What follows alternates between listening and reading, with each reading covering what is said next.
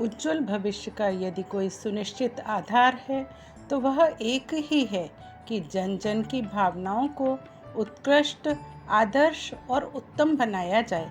इसी से यह विश्व उद्यान हरा भरा, फला फूला एवं संपन्न बन सकेगा। पंडित श्री राम शर्मा आचार्य जी। पुस्तक का नाम सतयुग की वापसी, उज्जवल भविष्य की संरचना।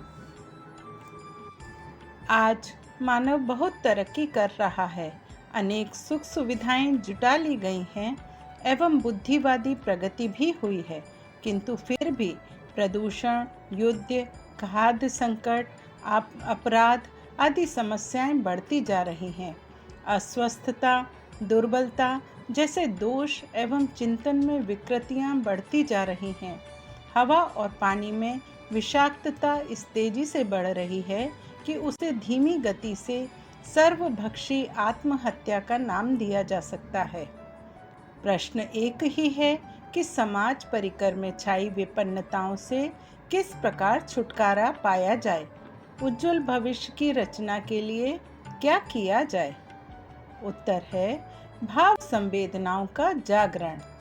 यही दैवी अनुदान के रूप में जब मनुष्य की स्वच्छ अंतरात्मा पर उतरती हैं तो उसे निहाल बनाकर रख देती हैं। सतयुग की वापसी इसी संवेदना के जागरण, करुणा के उभार से होगी। इस सदी की समापन बेला में अब तक हुई प्रगति के बाद एक ही निष्कर्ष निकलता है कि संवेदना का स्रोत तेजी से सूख रहा है। विकास की अंतिम सीढ़ी करुणा के विस्तार में है। संवेदना उभरने पर ही सेवा साधना बन जाती है। धर्म धारण का निर्वाह भी इससे कम में नहीं होता।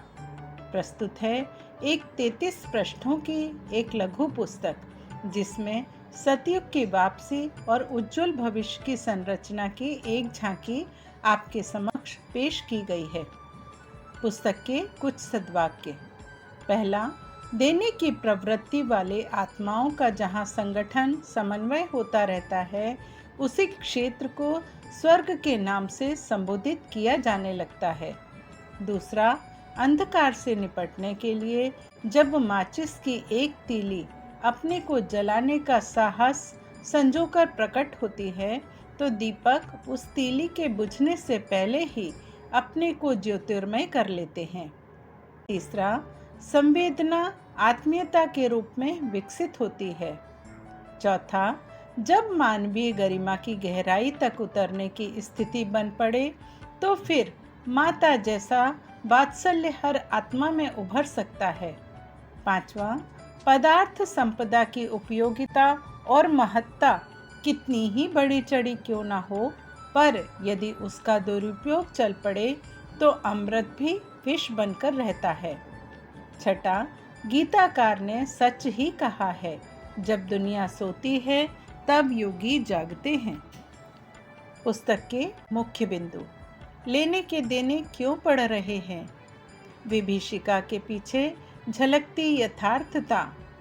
महाप्रयोजन के श्रेयाधिकारी बने।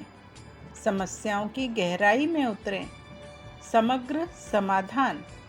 बस एक ही विकल्प, भाव संवेदना। दानव का नहीं, देव का वरण करें।